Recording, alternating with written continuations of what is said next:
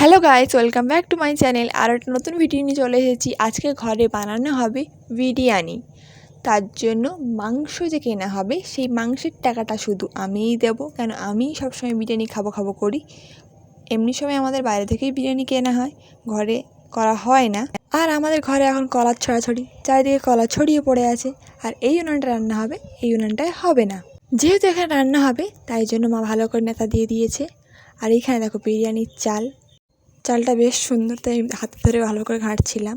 আর এইখানে আছে বিরিয়ানির মশলা, মানে যে কি থাকে না, কেওড়া জল, গোলাপ জল, মিঠা কি আতর, তারপরে দুধ, অনেক কিছুই আছে এখানে, আমি সব নাম বলতে পারছি না। মানে আমি বিরিয়ানি কোনোদিন বানাইনি তো, শুধু খেয়েছি, তাই কী সব দিতে হয় নামটা মতো জানি না, তাই বলছি না।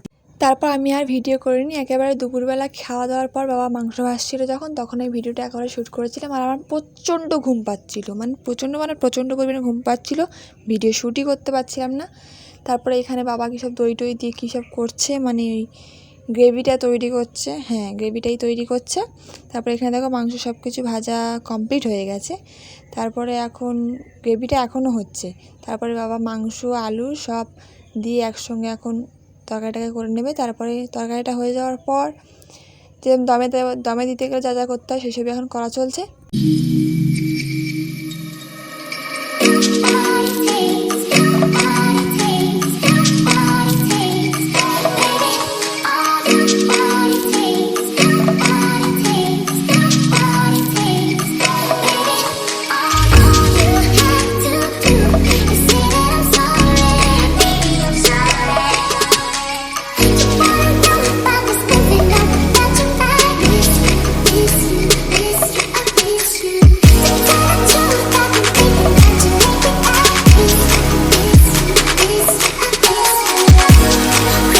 তারপরে মা যখন বিরিয়ানিটা বাড়ছিল তখন একটুখানি ভিডিও করেছিলাম, তারপর আর ভিডিও করা হয়নি।